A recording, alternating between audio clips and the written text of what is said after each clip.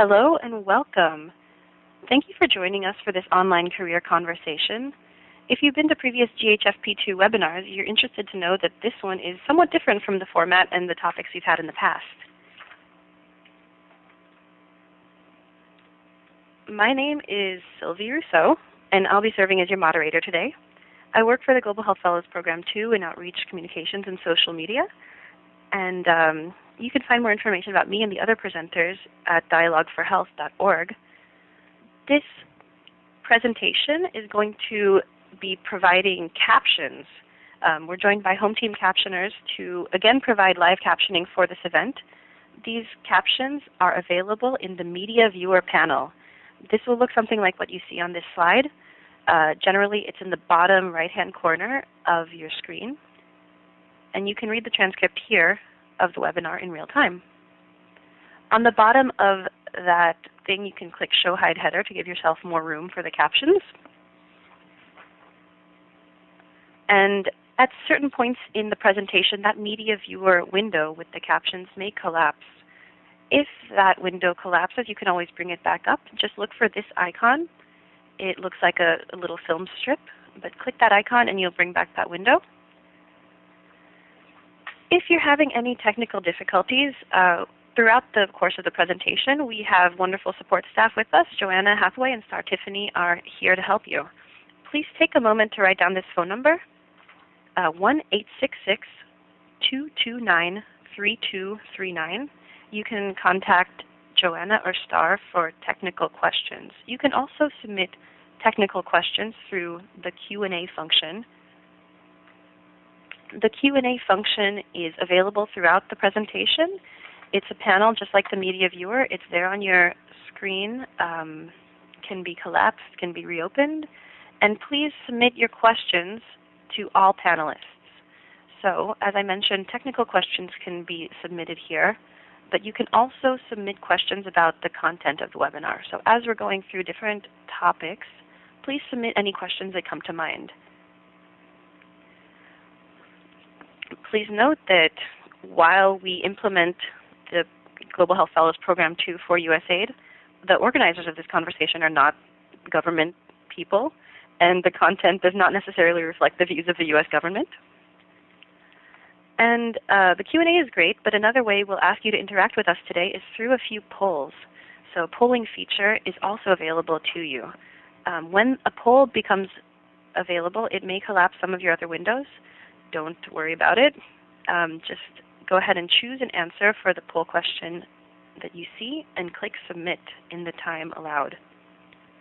So, jumping into it, we have our first audience poll. We wanted to know, how familiar are you with GHFP-II? If you could please select one answer. Are you very familiar? Somewhat? Not very? Not familiar at all, but you'd like to know more. And the second poll that you see at the same time is poll number 2. Which statement best describes you? So if you could select one of these options, I don't know if my current skills in education are compatible with a global health career. I'm very interested in a global health career, but not sure of the next steps. I'm committed to a global health career, and I know what I need to do to move ahead, or something else. And if it's something else, go ahead and type your answer in Q&A. So you have about a minute and a half left to answer poll questions 1 and 2, and we'll just keep moving forward. So we're going to be, we've gathered up your questions before this presentation, and we've received a lot of great questions. We have over 500 people registered for this webinar, and almost everybody submitted a question. So we're going to do our best to cover the major themes that we've noticed that have been coming in. So we've grouped your questions into some general categories, and we've chosen a few questions that tend to cover the most ground. You can also send in questions, as we mentioned before, throughout the webinar, so do that through the Q&A feature. As we work through these categories, please continue to send in additional questions related to that category. And while we won't be able to directly answer all of your questions live, our recruitment team has volunteered to answer some of your questions by email. So if we have your email address, you might receive a message from us after this presentation. And now I'd like to introduce our various panelists. First, we have Jennifer Mason, who was with us with GHFP-II as a senior advisor for family planning and HIV/AIDS. Jennifer? Hi, good afternoon or good morning, I guess, depending where you are. My name is Jem Mason. I was previously the health advisor for the Asia and Middle East bureaus when I was a Global Health Fellow, and I'm currently the Senior Advisor for Family Planning HIV Integration within USAID's Office of Population and Reproductive Health. Thanks, Jen. Fred, maybe you could introduce yourself now. Yes, thank you, Sylvie, for the intro. And this is Fred Fuentes here. Greetings, everyone. As the slide indicates, I have an array of experience relevant to today's webinar. My career began as a U.S. Army soldier, so I'm a veteran. That strategy was to ensure that I had access to the university and career opportunities. As a non-traditional student in a low research university, I had to be creative with bridging that access to success. And I hope to use today's webinar to talk more about my experiences as a former fellow with Mercy Corps Guatemala and as a current staff member with GHFP-II. Thank you. Thanks, Fred. Jennifer Kaindi, could you please give us a bit of information about yourself? Good afternoon, everyone. My name is Jennifer Kaindi. I have been a recruiter for more than 7 years, mostly specializing in international recruitment in the global health and international development space. I spend most of my days pretty much looking at resumes, tons of resumes, looking at scopes of work and trying to find suitable candidates for the roles that we have. Thank you. Thanks, Jennifer. And now, Tony, could you please give us a bit about yourself? Good morning and afternoon, everyone. So I am a former care and treatment intern with the GHFP-II program. Last summer, I worked on a variety of projects, including pricing ARVs, performing literature reviews, and a couple of field visits to Zambia and South Africa. I currently work with a team that provides teaching and training for HIV healthcare workers in the state of Virginia. I'm currently an HIV health educator, and in that role I focus on HIV and nutrition, epidemiology, testing technologies, as well as counseling and testing. I have about 4 years global health experience on multiple continents, 7 years in HIV services, and I have a master's in health promotion and education. Great, thanks, Tony. And Cecilia, could you please take a minute to introduce yourself? Yeah, good afternoon, everyone. My name is Cecilia Vu, and I hope to be representing a more student perspective in this webinar as a panelist. And my public health journey started not too long ago as an undergraduate, where I really got involved in some good research experience that and other experiences led me to work at USAID, where I was a health research analyst intern and got to witness a huge amount of U.S. aid investments and all the cool outcomes that come out of that really do help many, many people. So I am a graduate student right now and have started last fall, and my experience at AID and among other experiences really helped me along the way to just letting me hone in on things that I want to study. And moving forward, I hope to continue using what I've learned in the past. So I hope you enjoy the webinar. Thank you, Cecilia, and thanks to all our panelists. Welcome again. Joanna, could we please bring up the results of polls 1 and 2? Thank you. So if everybody can look at the panel of polling, we can see that the results are quite interesting here. It looks like for the first question, most people are somewhat familiar with GHFP-II, and we have a good number, about 40% of our audience is not very familiar or not familiar at all, so welcome. We hope to answer as many of your questions as possible, and we invite you to continue learning more about us through future web events and also through our website and contacting us directly. And the second question, it looks like the majority of people here, about 60%, are very interested in a global health career but not sure of the next step. So this is a perfect place for you. Thanks for joining us today. And we are actually going to jump right into the third poll. So based on that, I think we can predict what the answers to this are going to be, but let's ask it anyway. Have you previously attended a GHFP-II webinar or online event? And you'll have about a minute and a half to answer this question. Have you attended multiple online events? Have you attended one or none? All right. So please take your time to select your answer and hit submit. And let us jump into our first section of Q&A. So this series of questions is going to look at people's individual paths in education, in their work, and we're going to ask our panelists to tell us a bit about how they navigated the complex decisions involved in venturing down a global health career. So our first question is going to ask briefly, what was your educational journey? And I think for this question, if we could start with Fred Fuentes. So Fred, briefly, what was your educational journey? Yes, this is Fred. Thank you, Sylvie, for that question, and whoever inquired. What was my educational journey? Like so many of you here on the panel today, you begin with those thoughts of what you want to become: a medical doctor, a lawyer, a teacher. In my case, I went with a non-traditional path in that I went to the military first. My thought at the time was, in order to gain access to the university, I had to serve in the military as far as for finances. But when I did go to university, my path included one that was very strategic. I knew that I wanted to work internationally. I knew that I wanted to work in public health or global health.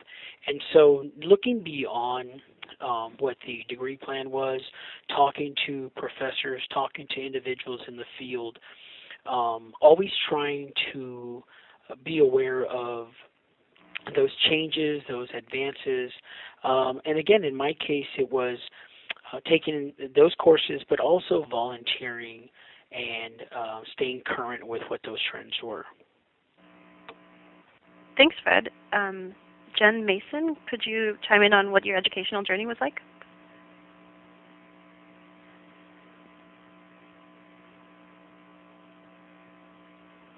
Early on, so my career path was very targeted towards international health. From the beginning, I started with an undergraduate degree in pre-med in biology with a minor in Spanish, and then I went on to get a second undergrad degree in community health education and social work, and moved right into a master's of public health. And my program was actually somewhat unique because it's what's called a Master's Internationalist program that's associated with the Peace Corps. So when I finished my coursework at Tulane University's School of Public Health, I went immediately to Peace Corps, where I did almost 3 years of Peace Corps, and was able to use the skills and experience I had from my MPH as well as my undergraduate experiences. Thanks, Jen. Tony, could you please tell us a bit about your educational path? Sure. So in undergrad, I majored in biology. I initially wanted to be a doctor, so pre-med, I thought biology. I minored in psychology. By about my junior year of college, I realized I didn't want to be a doctor, but I wasn't going to change my path. I was going to graduate on time. So I did finish out the biology, but after that, I wasn't sure what I wanted to do or which path I wanted to follow. So I wound up joining the Peace Corps and continued to work in the public health field without really knowing that I was driving towards a public health focus. I knew that I wanted to get a master's, but I wasn't sure in what. So it was a while before I actually went back to grad school. In 2011, I found a program that was interesting to me here in Arlington, Virginia. And so the summer of 2011 was when I came upon the program. The fall of 2011 is when I started, and I actually just completed my master's in the fall of 2012. So there was quite a gap between undergrad and grad school, but that was my progression. Thanks for sharing. Cecilia, maybe you want to give us a bit of background on your educational path. Yeah, sure. I graduated from my undergrad not too long ago, actually, and I started graduate school right after in the fall. So I did not take years in between, although I am an advocate for the benefits of taking a lot of time to yourself and really figuring out what it is you want to do and gaining a lot of experience that will be very valuable in the long run.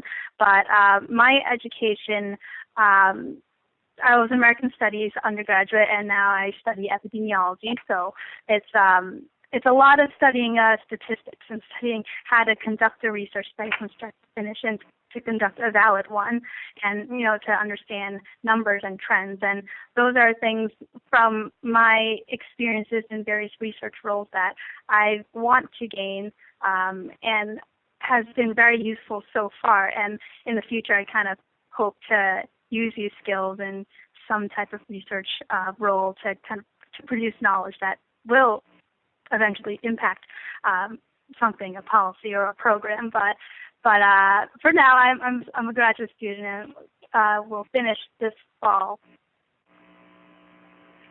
Thanks, Cecilia. So here's a question that gets to,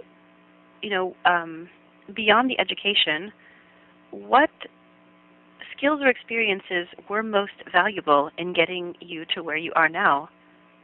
So what skills or experiences were actually most valuable? And it can include the education, but it doesn't have to. Actually, back to you, Cecilia. Could you take this one?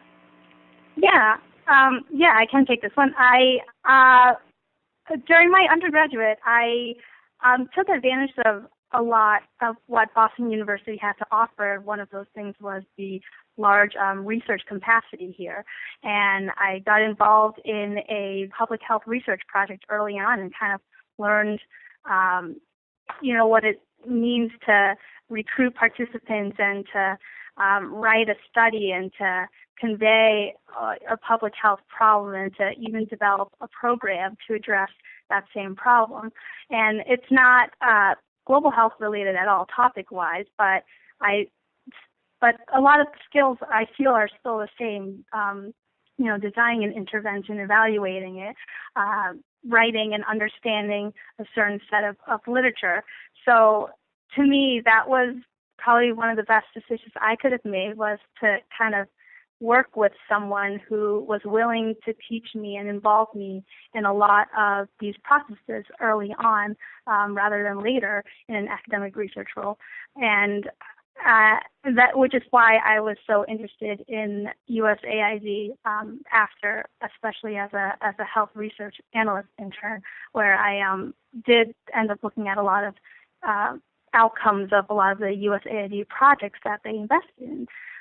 So I think the biggest thing I did do for myself is to take advantage of the resources around me, to learn a lot of technical skills that I could then leverage on to other roles, even though they may not be in the same topic area. Thanks, Cecilia. And I'll just open that question up to the rest of the panel. If anybody wants to chime in, what were some of the most valuable skills or experiences that got you to where you are now? So this is Tony. One thing that was very critical is Peace Corps. I had a degree in biology, but I didn't know very much about water and sanitation, and yet they had hired me to be a water and sanitation coordinator in Nepal. So not only did I have to learn a new language, I had to learn this new skill, and then I was going to be the only water and sanitation coordinator in my region of the country working with this leading NGO. So it was all initially intimidating, but it all worked out. So that was a confidence booster, and to this day I have no problem with taking on jobs that I may not know very much about, but I'm interested in, and I learn what I need to learn about the position and do a great job. So Peace Corps was critical in the confidence and skill there. Also, the GHFP-II program. Not only did I get to work with senior technical advisors and increase my knowledge of public health, global health, and heighten my ability to analyze information, but I also took courses that improved my communication skills, my leadership skills. So the program as a whole, it wasn't just focused on the care and treatment aspect of USAID, there was this whole program to kind of help me boost my skill level and be able to go to the next level as a global health professional. So the Peace Corps and the Global Health Fellowship Program.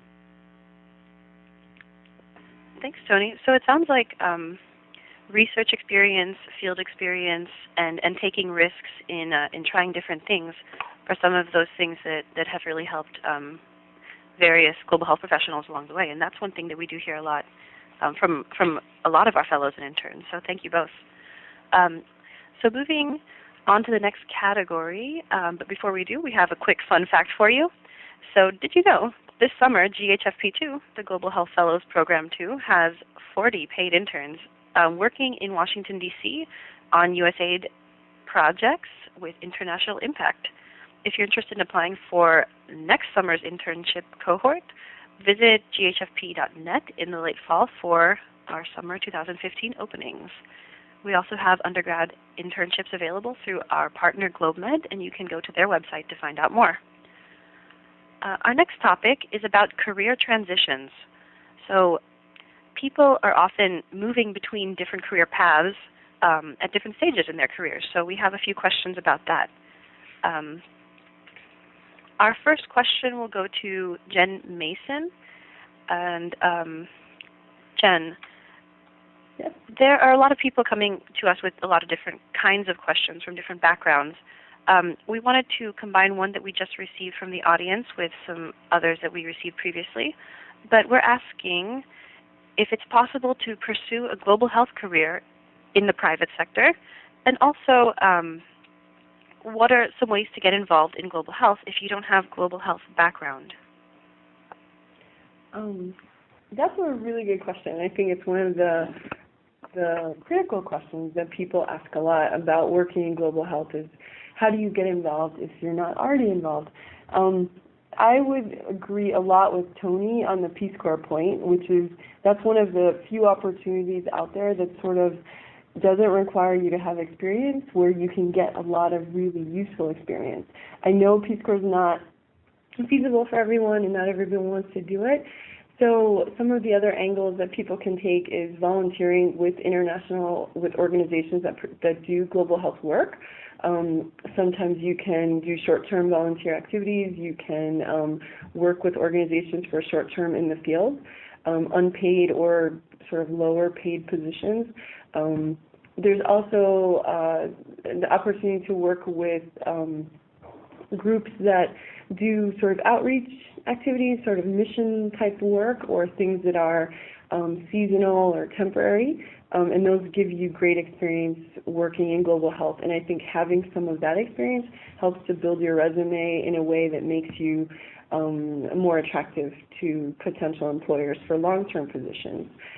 I guess the part of the question about transitioning from other jobs or other fields is one, I think in global health there's many, many different types of work that people do. It's not all sort of just technical, focused on family planning or HIV. There's other things about program management, financial operations, logistics, many other components that people who have experience from the private sector or from other types of work like legal, support services, human resources, etc., all of those things have there's work for people with those skills in global health. I think it's more a matter of identifying what your skills are and trying to match those to some of the global health programs or projects that are out there. I think that's a great point, Jen. And we often talk about translatable skills when we're speaking with potential applicants. I wanted to open up just quickly to the rest of the panel before we move on. Does anybody have any ideas about how to translate, for example, clinical skills, business skills, legal skills? How do you present those when you're moving from a seemingly unrelated field into global health? Hi, this is Jennifer Kaindi, and I can talk a little bit about the transferable skills that people can utilize. So we see this quite a bit when reviewing or applications that come in to us for different roles. We see lawyers, we see doctors, of course, nurses, and a lot of their work is transferable. So, for example, lawyers, we can use them in the policy work that USAID does. So it's there are different areas, and it's looking at what the person does at that time with the scope of work and trying to relate how this might fit into that particular role that they would be looking at. Thank you. Thanks, Jennifer. And if nobody else has, I think somebody else was trying to say something earlier, but if not, we'll just move on.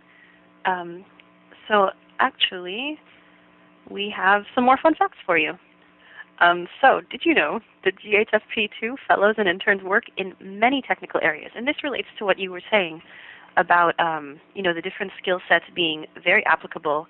You just have to find the right job and then present it in such a way that it relates. So these areas include disease areas like HIV, AIDS, and TB, knowledge management, so it's a very communications-focused area, monitoring and evaluation, very technical, maybe if you have an engineering background, monitoring and evaluation, or commodity security and logistics might be a good fit for you. But there are many areas in which our fellows and interns work, and they do come from many different backgrounds, including many of the ones that you have asked about in the questions you've submitted. So thank you, and keep submitting those questions. We will now move on to a section about thinking strategically about career goals. So we'd like to ask, firstly, Fred, maybe you could tell us what it means to think strategically about career goals. Yes, thank you, Sylvie. Thinking strategically, you guys know in trying to capture that career that you want, just being cognizant of the trends, changes in the field, being able to adapt and respond to those changes. Thinking strategically means setting short-term and long-term goals. I know so many of you guys do that. It also means being flexible with those timelines. So as you set those goals, be aware that, of course, as with many goals, it doesn't always happen exactly the way we want it to. And just keep it in mind that these internships and fellowships that we offer are extremely competitive, and so you definitely want to be able to be flexible on your timeline. I also share that they're competitive so that you're not discouraged, so you're aware how strategic you have to be. One of the best strategies I can tell you to use is a resource that we provide here, and perhaps you guys are aware of it. Maybe you're not. Some of you are just joining us for the first time. But we provide a resume or CV consultation, an informational consultation where we sit over the phone for 20 minutes and go over your resume, go over your documents with you, and assist you in maximizing those efforts so that you are competitive when you do submit that application. So my advice on being strategic, that's probably one of the best ones you can do. Also, just being mindful of what your resume says about you. Meaningful volunteering, those internships, student group affiliation, if you're still at the university, being mindful of the groups that you serve and volunteer with, and so we have those comfort zone groups that we participate in, but also stepping outside your comfort zone and perhaps serving, especially in a leadership role, in a group that you probably otherwise wouldn't normally serve with. The example I like to give is when working with students, let's say Latino students, they often serve in Latino fraternities, sororities, and what I do is encourage them to work with or serve in other sororities, fraternities, other groups, serve with the gay and lesbian group on campus or the international student group on campus. And again, just moving away from your comfort zone and being very strategic with those moves. Thank you. Thanks, Fred. Here is a question for Cecilia. Somebody was asking, what can I do as a current undergraduate who's pursuing a bachelor's in public health or just a general undergraduate? How can I prepare myself for a career in global health? Yeah, I know for global health, the opportunities are not always there, especially on an undergraduate campus. And even if they are there, it's not easy to take advantage of them and, to up and volunteer in a country. And so there are a lot of limitations to getting an experience in global health, and I totally understand. But the way that has worked for me is to honestly think locally. I think I'm a huge advocate that kind of local, community, or domestic health, the skills that you gain from these community initiatives are very, in my opinion, transferable to maybe what you would want to do in global health. For me, that was learning how to develop an intervention for Asian American women to prevent for mental health, and that helped me understand what goes into developing a program with partnering with the right community organization, with communicating back and forth, and with reaching out to the community you're trying to help. So I think a lot of global health starts locally, and that's for me as an undergraduate. That's how I kind of discovered that global health might be what I want to do after doing something like that. But I would take advantage of the community efforts or the research efforts or whatever the institution has around you and kind of gain skills and leverage those skills and to transition into something more global health related, especially if those global health opportunities are not always abundant. Now, Cecilia, I'll push back on you a little bit. Somebody was asking about how they can get that kind of experience if they're living in a small community or maybe a community that's in the West or the American South, somewhere that's not traditionally global health focused or with a lot of global health activity. Yeah, I would actually kind of stand by for the answer I just said, which was just to know that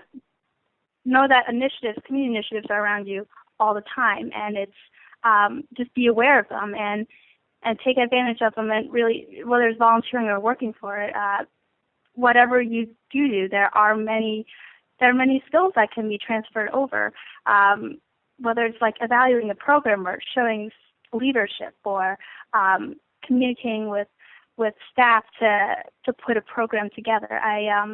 I do think those things do help, especially on a resume for a program like the GHFP.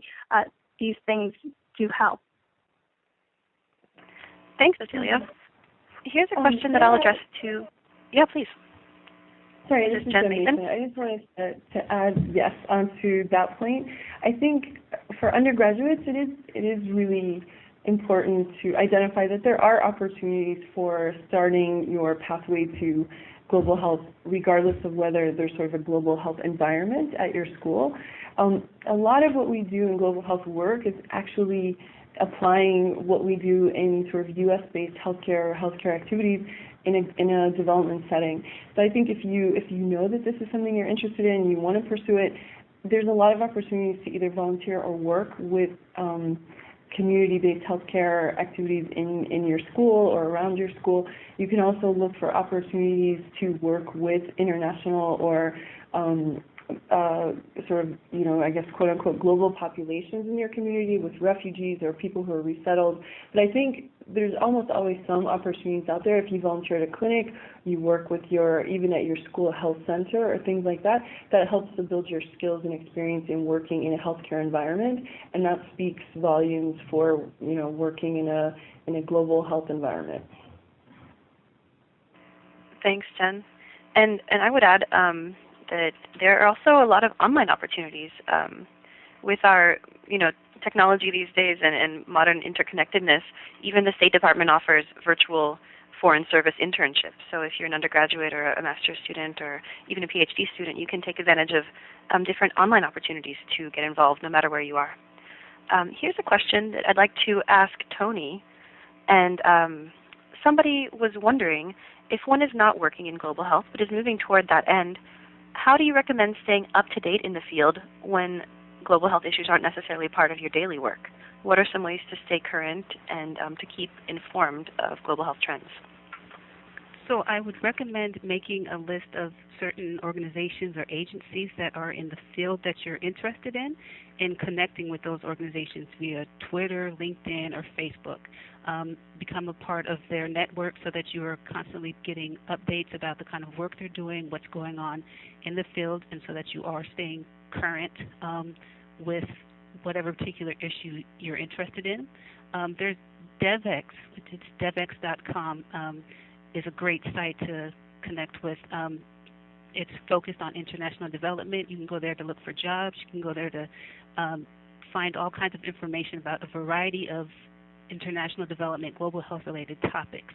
So the main thing I would say is to connect with particular organizations. It goes back to what Fred was saying about being strategic about your career planning. Have an idea of which organizations are in the field that you're particularly interested in, and just try to connect with them.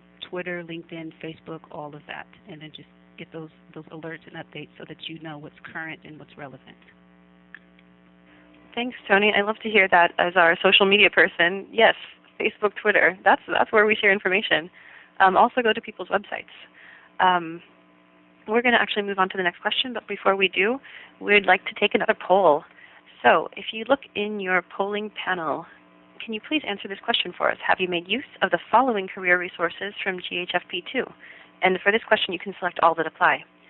So as Fred mentioned, we have the informational interview and resume review with a GHFP-II staff member. You can email ghfp-recruitment@ghfp.net for that. Have you taken advantage of our international development resources list? So sites like DevX, which Tony mentioned, are on that list, and we'll also share some of those additional resources at the end of this webinar. We also have a top 10 resume tips. Have you made use of it? We have job announcements via our email list, so we post a number of different positions throughout the year, fellowships and internships, and you can access that at our website. Also, we do a number of information sessions and career fairs throughout the year, so whatever region you may be in, we will come to see you and just keep up to date through our social media about where we'll be. Take a minute to answer this question and hit submit, and we'll move on. So many of our panelists have been talking about various skills that are translatable, transferable, and we are now going to try to get into a bit more about what those skills actually are. So this question I'll ask Jen Mason. Beyond the technical, what skills will I need to be successful in global health? I think it's a really good question, and it's very important. The technical skills take you far, but it's not the full package of what we do. I think one of the critical areas that, and I know people say this all the time, but really is cultural competency. If we work in global health, we need to be culturally sensitive. We need to have experience working with people of different backgrounds, different socioeconomic situations. Other things that we need to have are, patience and sort of an understanding of how developing countries work, economically, socially, government systems, things along those lines. So it's not just sort of the health clinical or the health technical issues, but we need to have a broader sense of what's going on around us.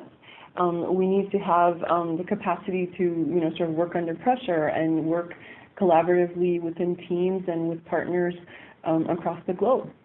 And those are some of the things. I'm sure you can think of lots of others, but those are the ones that come to mind. Thanks, Jen. And touching on that issue of cultural competency, we got a lot of questions about this. Why is cultural competency so important? Fred, maybe we could ask you to take a stab at this question. Yeah, it's such an important question. Thank you, Sylvie.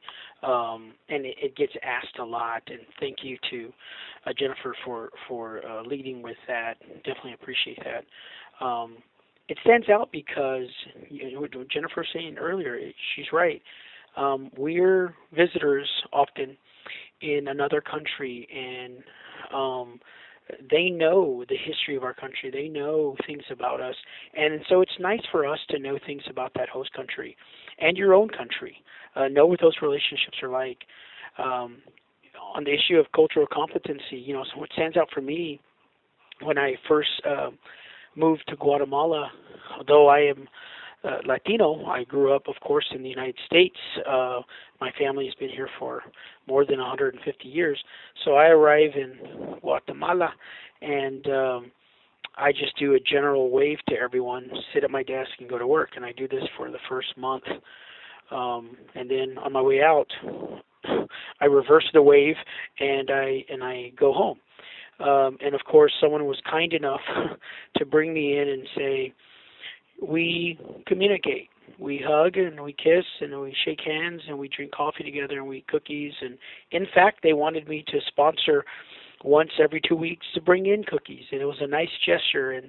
And being able to take a break and take a step away from my traditional American approach to getting the job done. As I do here, I walk in and maybe I greet the person that I pass. But there, it was expected to go from office to office and greet everyone. And I know for a lot of Americans, you're thinking, that's 30 or 45 minutes from my day that I could have been doing work. But it's so important to building that human capacity and being respectful of the local culture. I mean, so for me, that's one example, a very simple example that reflects how important it is to be culturally competent. Thank you. This is Tony. Sylvie, can I just add? Please jump in. So the other thing I think that's important with cultural competence is it makes you reflect on yourself and look at biases that you may have that you weren't even aware of. As Americans, we have a culture, but sometimes you don't stop and think about what you're doing as being part of American culture. You're just doing your thing. So when you're learning about cultural competence and you're learning about other cultures, you then take a moment and step back and reflect and look on yourself and say, well, what am I bringing to the table that I'm not trying to bring to the table, but that's hindering this whole connecting with host country nationals or getting this project moving. And the other thing that Jen said about patience, that's key as far as working in the field of global health, because without recognizing the different cultures, the biases that you might be bringing into the situation, you will run out of patience and you won't last very long in the global health field. So cultural competency ties in to that whole, what are the skills outside of the technical aspects that you need to be effective and successful in the global health arena. Hey Sylvie, this is Jen again. I just, just jumping on the same topic again, to sort of bring this back, to bring this home to my current work and how these additional skills and things like that are really important, and especially, like Fred was saying, and Tony, cultural competency. Just a short example, I did Peace Corps and I worked a long time in the Middle East region. And one of the things I learned, like Fred was saying, is people do things differently. Holidays are different and practices are different, and it took me time to learn that and to sort of appreciate things and come to a good understanding of how those differences impact their work and how they do their work, and also what's important to them. And so now, when I do my job on a daily basis, and I work with my colleagues and friends who are in the Middle East region, those things are in my mind. I'm cognizant of the needs they have, of the experiences that they're going through, and how those things impact their work. And that makes me much more sensitive, and it gives me much more ability to do my job effectively and provide support to them. Thank you so much, Jen and Tony and Fred. And we are, we have so many questions. They're wonderful, that there's so much interest, and we're trying to get through as many as we can. We are actually going to move on to our next section at this point. And before we do, a quick fun fact. Did you know that some of these essential global health skills include cultural competency, as people were expounding upon? Also management skills, working with resource constraints, and being very flexible and adaptable and patient. Our next section is going to be about recruitment. So we have intimate knowledge of our recruitment processes, but we wanted to give a bit of insight on various recruitment questions for different organizations as well. One of our first questions, and this will go to Jennifer Kaindi, what do recruiters want to see on a resume, and what are some of the top things I should know or do before applying for a position in global health? So Thank the top you, Sylvie. This is things. Thank you, Sylvie. This is Jennifer. So that's definitely a good question. What do we want to see on our resume? We want to see, and this is very basic information, but we still would like to, I'd like to share this. We do want to see your contact information, of course, your name and contact, your key qualifications, which will help us determine some of, whether you fit into that role, your professional experience, and include your volunteer work. I think you've heard many of the panelists talking about volunteer work. I've talked to many applicants or people who come to us for the information or interviews, and some of them don't include volunteer work because they think it's not relevant, but in this in global health it is. So it's very important for us to see your volunteer work. And with the experience, show us or paint the full picture. What does this mean? Talk about exactly in each position what you did, who was the target population that you worked with. That's very important in a lot of the roles. Specific city or country. I come across lots of resumes, and even when doing informational interviews, when I'll just see a general, I have worked in Africa, Asia. We don't know which countries you've worked. Of course, USAID knows and has worked in a lot of these countries. When they're reviewing these resumes, they do want to see if they have a specific project, if they know that you worked on that project, and maybe it's in a small city in Nairobi, then that is of interest to them. That's how you will stand out. So being very specific, not wordy, but at least giving us information that's relevant to the work that the scope of work mentions. So an example would be like served over 10 hours each week as a volunteer HIV tester for a clinic which serves a rural, local income population in, let's say, Alaska. And this is domestic work again, but you're trying to relate what you have, which is domestic, for those who don't have that international experience. Providing services to over 3,000 people each year, but again, being very specific as possible. And we've seen, and I say this because I've also seen resumes with nothing on them, just the titles and the companies or organizations that they work for, which wouldn't tell us much, obviously, of what exactly they did within that role. Talk about your accomplishments. Talk about, obviously, your education. Talk about publications if you have publications. Your skills, your professional affiliations or associations, etc. Now, I'll also talk about what we don't want to see on our resume, which will be, don't provide sloppy materials. It's really just a reflection of who you are. You will not stand out if it shows that you didn't even take the time to put together a clean, error-free resume. Don't be repetitive. I've also seen resumes where two different positions had the same exact bullets, meaning they did the same exact work. And I find that, and I think most of you would know, that would be very hard to believe if there were two different roles, but you had the exact same experiences. Don't stretch the truth, obviously. And then for us, at least I will talk for us, please do not include references, because sometimes you don't want people to call these references without your intention for them to do so. This is usually in the application process. This is where you can provide that information, or when we're ready to get to that point. Please do not include any personal information, your marital status, your nationality, your birth date, any pictures, your religious affiliation, ethnicity, or any protected class.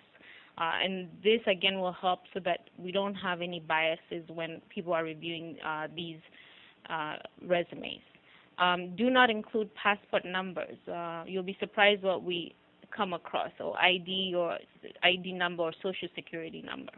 And then now, in terms of, I'd say the top 5 things you should know before or do before applying for a position.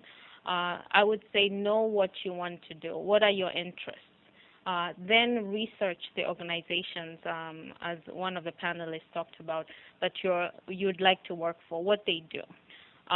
Look at a scope of work. Read and understand the scope of work or job description carefully. And once you do so, then tailor your cover letter and even your resume to reflect if you have the skill sets or the experience that they're looking for that are described in the scope of work. Please emphasize that on your resume and your cover letter.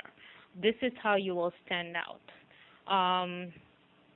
And talk about the transferable skills that several people have mentioned. So sometimes if you think and you're not sure, but if once you look at the scope of work, you should be able to figure out what's transferable and what's not based on what your current experience is. Thanks, Jennifer. Can I add to that? A lot of useful information. Please, Fred. And we are trying to move forward, so if you could keep it kind of brief, that would be great. Definitely. Jennifer, I mean, that's her job, and so she knows exactly. So I hope you guys were taking notes during that specific time, because she's definitely the individual who's going to be making those decisions. You know, what stands out for me quickly, when we're at the table and doing outreach, if you walk up and you say something along the lines of, so tell me what you guys do, or what are you guys about? Again, going back to what Jennifer said, that says a lot about your preparation. And so what I would encourage you to do is, just like with any organization that you're serious about working for or participating in, do the background. Get familiar with the key players, the scopes of work, as Jennifer said. Be familiar with the language that the organization uses. So if you're transferring from the military, you know, of course you want to move away from the military language and get familiar, in fact, with the language that GHFP-II uses in preparation for a job, internship, or fellowship with the USAID. Want to reemphasize error-free.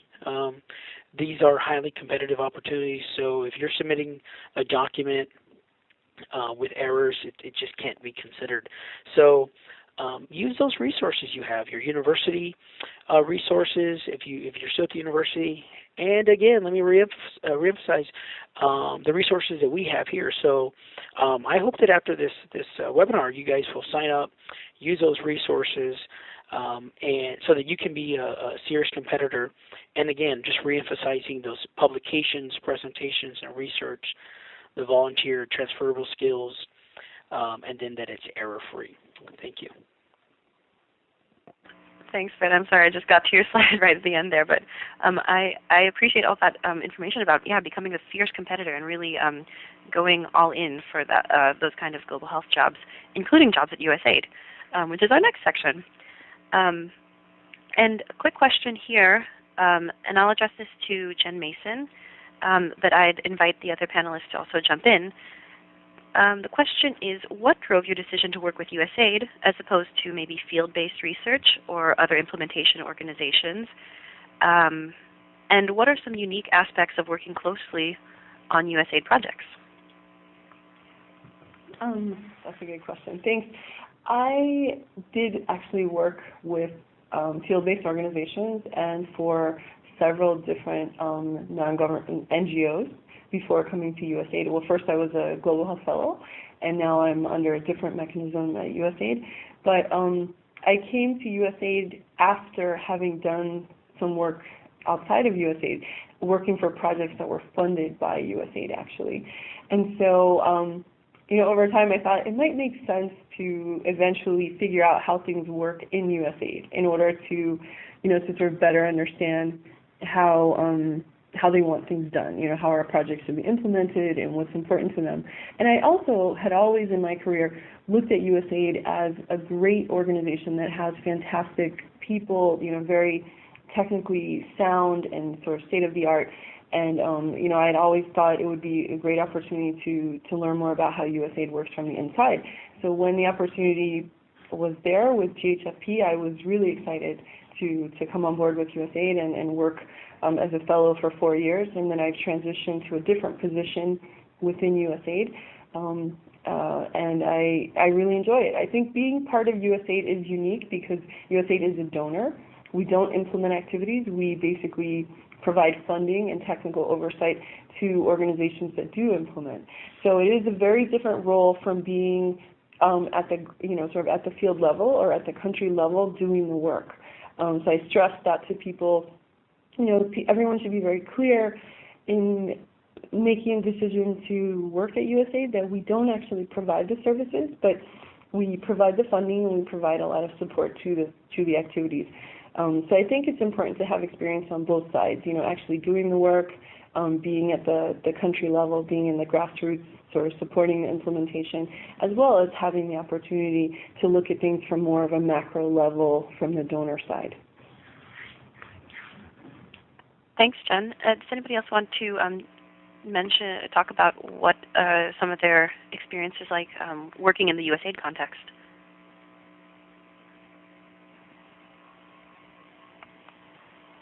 Okay. Well, let's just move on then. And I did want to mention, again, that we have a lot of questions coming in, and thank you so much for those who took the time to send those in. Jennifer Kaindi has kindly volunteered her team to answer some of those questions by email afterward. And I did want to remind you that this whole webinar is recorded and will be available in addition to the transcript on our website about a week after this presentation. So next Thursday you can come check. We'll have a recording on our YouTube channel, and we'll have the transcript available for you. Okay, so let's get into one big picture question, and this will probably be our last question of the day. The question is, and this one will go to Tony. What global health focus areas do you see having long-term growth? What are some emerging areas right now? And how do you think about your future in a sustainable way? So the particular areas that stand out for me are nutrition, and that can focus on food deserts, that can be chronic diseases like diabetes. So nutrition, I think, is a big one. Of course, HIV and AIDS, that's been around for a while, and it's probably going to continue as we fight towards a AIDS-free generation. So those are the big ones that come to mind, as well as family planning. That can kind of tie into nutrition in that if there isn't enough food to feed the village, then we also have to take into consideration population issues, and family planning plays a key role in that. So those are the particular areas that I think we'll continue to see as we move forward in global health. As far as, I'm sorry, Sylvie, what was the other part of that question? Yeah, how do you think about your career in a sustainable way, and how do you stay adaptable for new positions and new challenges that arise in global health? So I think the first aspect would be to look at what your personal interests are, because you don't want to try to tailor what you're doing to where, I mean, you shouldn't be following the money necessarily, because you will be miserable if you're not doing what you actually enjoy. As far as being sustainable and adaptable, that just comes, I think that comes with time. That's all about being flexible. So as you continue to work in the global health field, whatever department of global health you're working in, you'll start to see trends, and you'll start networking, and you'll see where funding is going, which direction things are heading, and then from there you'll decide whether or not you need to beef up your skill in area A versus area B. But ideally you want to be as well-rounded as possible. So for example, with me, HIV is my focus, but I'm focusing on nutrition as well, epidemiology. So I'm trying to be well-rounded so that I'm not pigeonholed, and that when, let's say, funding for that particular area runs out or it diminishes or decreases, I'm no longer viable. Thank you so much, Tony. And that touches back on one of the main points that we are trying to convey in this webinar, that really there are a lot of resources. You can talk with a whole bunch of different people, and we encourage you to talk with us. Send us an email, get an informational interview. But really, your main number one resource is going to be yourself. Know yourself, consider your interests, and harness that energy and that passion for global health and direct it toward your career, and you'll be able to persevere in this path. So it's about noon now, so we are unfortunately out of time. Thank you so much to everybody who joined us today. We'll see you next time, and again, as a reminder, we'll have the recording of this webinar available online in about a week, and we will be answering some questions online, and we welcome you to contact us at ghfp-recruitment@ghfp.net with any additional questions you have and to schedule an informational interview. So thank you again to our panelists, to Star, Joanna, and our captioning team, and have a great rest of your day.